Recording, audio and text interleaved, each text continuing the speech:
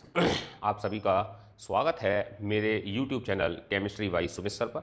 आज केमिस्ट्री की एक और बेसिक कॉन्सेप्ट जिसे हाइब्रिडाइजेशन कहते हैं उसे आज शुरू करते हैं और शुरुआत में संकरण या हाइब्रिडाइजेशन क्या होता है इसे पूर्ण रूप से समझने की हम कोशिश करेंगे।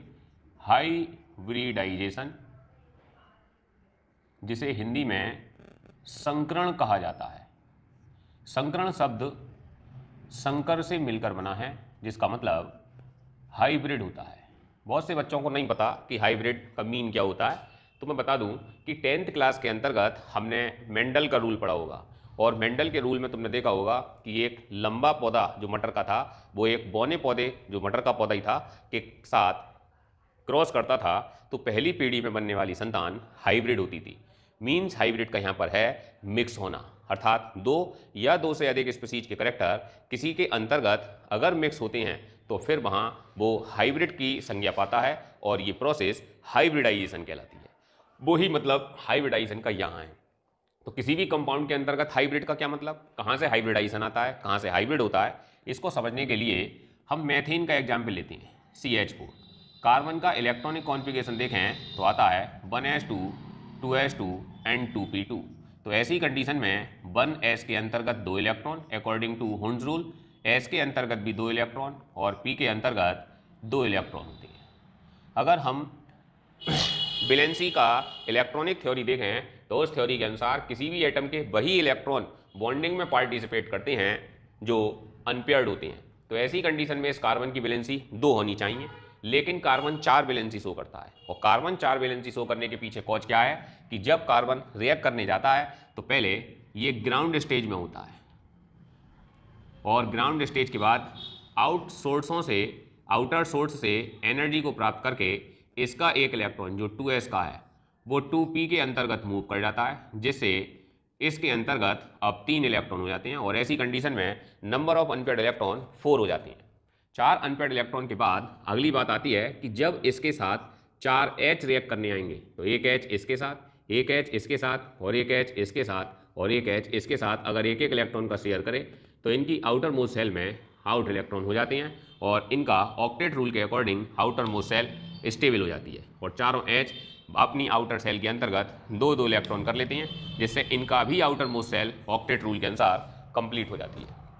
लेकिन जो सबसे ज़रूरी बात है वो ये है कि ये H वास्तव में जो अभी नॉर्मली एक दूसरे के साथ रिएक्ट कर रहे हैं वो दिक्कत आती है उन्हें ये करने में कि चारों H चाहते हैं कि भाई हम S के साथ ही बॉन्डिंग करें। जैसे छोटे बच्चे नहीं होते हैं कि एक खिलौना अगर देख लिया तो 4 बच्चे अगर घर में हैं तो वही खिलौने को वो लेना चाहती हैं। वही बात यहाँ पर हो गई कि एक H उसी चारों H उसी एक S से या PX से या PY से या PZ से संयोग करना चाहती हैं और इसकी जिद कर लेती हैं। तो कार्बन को इस प्रॉब्लम का जो सॉल्यूशन है वो ढूंढना है, तो ढूंढते समय वो क्या करती हैं, वो ये करती हैं कि चारों S से मना कर देती हैं कि भाई तुम कोई सा संयोग मत करो और वो चारों ऑर्बिटल्स जो हैं एक S एक PX एक PY एक PZ चारों को मिक्स करती हैं और मिक्स करने के बाद 4 नए ऑर्बिटल बनाती हैं, पहला दूसरा तीसरा और चौथा।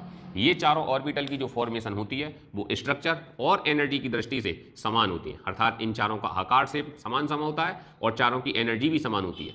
अब ये चारों ऑर्बिटल हाइड्रोजन के लिए बॉन्डिंग करने के लिए दे दी जाती है।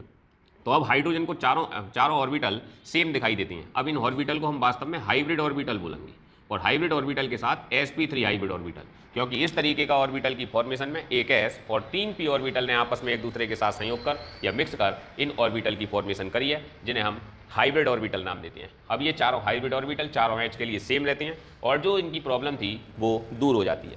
तो वास्तव में हाइब्रिड कंडीशन यहाँ पर कैसे आई कि 2 या 2 से ज़्यादा तरीके के ऑर्बिटल जब मिक्स होकर उतनी ही संख्या में समान ऊर्जा व समान आकार के नए ऑर्बिटल की फॉर्मेशन करती हैं, अर्थात 2 या 2 से अधिक स्पीशीज की मिक्सिंग हो गई और मिक्सिंग हो गई तो नया ऑर्बिटल हाइब्रिड ऑर्बिटल कहलाएगा और हाइब्रिड ऑर्बिटल बनने की प्रोसेस ही हाइब्रिडाइजेशन कहलाएगी। इसका मतलब हाइब्रिडाइजेशन प्रोसेस के अंतर्गत सीधा सा निकल कर आ गया कि किसी भी मॉलिक्यूल किसी भी एटम के अंतर्गत उसकी आउटर मोस्ट सेल के ऑर्बिटल का आपस में मिक्स होकर समान संख्या समान ऊर्जा और समान आकार के नए ऑर्बिटल का निर्माण करना, यही हाइब्रिडाइजेशन प्रोसेस कहलाती है। अब हाइब्रिडाइजेशन प्रोसेस के अंतर्गत जो अगली बात आती है वो ये कि हाइब्रिड ऑर्बिटल को जब हम स्ट्रक्चर करते हैं तो हाइब्रिड ऑर्बिटल में एक लोब बड़ा और दूसरा लोब छोटा होता है, अर्थात एक ही लोब में इलेक्ट्रॉन पाए जाने की संभावना सबसे ज़्यादा होती है, ये हाइब्रिड ऑर्बिटल कहलाता है। हाइब्रिड ऑर्बिटल कोई से भी दो ऑर्बिटल या दो से ज़्यादा या 3, 4, 5 जितने भी ऑर्बिटल मिक्सिंग करें, हाइब्रिड ऑर्बिटल का शेप सदैव यही होगा। और दूसरी बात, हाइब्रिड ऑर्बिटल सदैव सिग्मा बॉन्ड की फॉर्मेशन करता है, ये कभी भी पाई बॉन्ड की फॉर्मेशन नहीं करता, सदैव सिग्मा बॉन्ड बनाता है। यही कारण है कि जब किसी मॉलिक्यूल के अंतर्गत हाइब्रिडाइजेशन को देखा जाता है तो उसमें पाई बॉन्ड को नहीं गिनते हैं, केवल सिग्मा बॉन्ड को मूव करती है।